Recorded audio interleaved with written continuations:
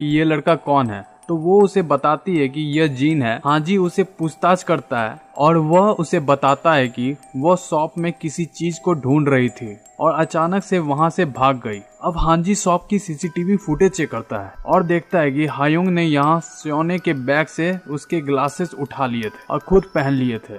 इधर टीचर जंगयू अपनी sister and brother in law के साथ खाना खा रहा होता है और जंगयू उसके सिर पर उसकी एस लाइन देखता है। तभी उसका ब्रदर इन लॉ उसे क्वेश्चन पूछता है कि तुमने अपनी शादी कैंसिल क्यों कर दी थी। तो वो कहता है कि जिसके साथ मैं शादी करने वाला था उसका किसी और के साथ अफेयर था। और यह बात सुनकर उसकी sister and brother in law दोनों ही चुप हो जाते हैं। तभी जेंग्यू अपने ब्रदर इन लॉ की एक एस लाइन को चेक करता है जो कि बिल्डिंग के ही एक रूम से जाकर कनेक्ट हो रही थी। अगले दिन स्कूल में भी वो कई सारे एस लाइन को देखता है और फाइनली उसे आइडिया हो जाता है कि ये एस लाइन का मतलब क्या है।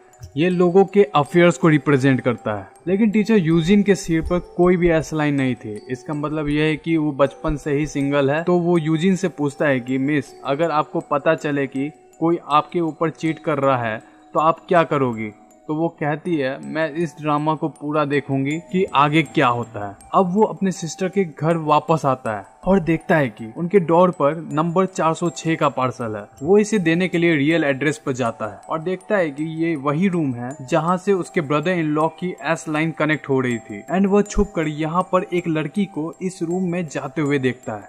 तो यहाँ पर जुआंग श्योर हो गया था कि उसके ब्रदर इन लॉ का किसी के साथ अफेयर चल रहा है।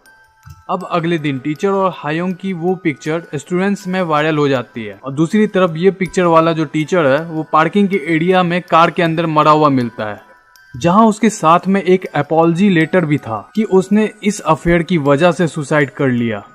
लेकिन हांजी कहता है कि इस बॉडी को यहाँ पर 2 से 3 दिन हो चुके हैं और सबको अब पता चल रहा है कि आखिर मांजरा क्या है। और हांजी बताता है इसे कहीं और ही मारा गया है और यहाँ लाकर छोड़ दिया गया है। वहीं सीन और जिन खाना खाने जा रहे होते हैं और साथ में वो जून सेओन को भी ले जाते हैं। जिन कहती है कि आज तुम हमारे साथ आने के लिए कैसे एग्री हो गए, क्या तुम्हें मेरे पे क्रश है या फिर सीन पर क्रश है। और जून सेओन यहाँ पर स्माइल करने लगता है। अब जैसे ही वो वहाँ से जा रहे होते हैं तभी हांजी वहाँ अपनी कार लेकर आ जाता और सीन को अपनी कार में ले जाता है। वो सीन से कहता है कि एक चश्मा सेओने के पास भी था। सीन कहती है तुम बस उस चश्मे को ढूंढो, फिर मैं तुम्हें आगे बताऊंगी।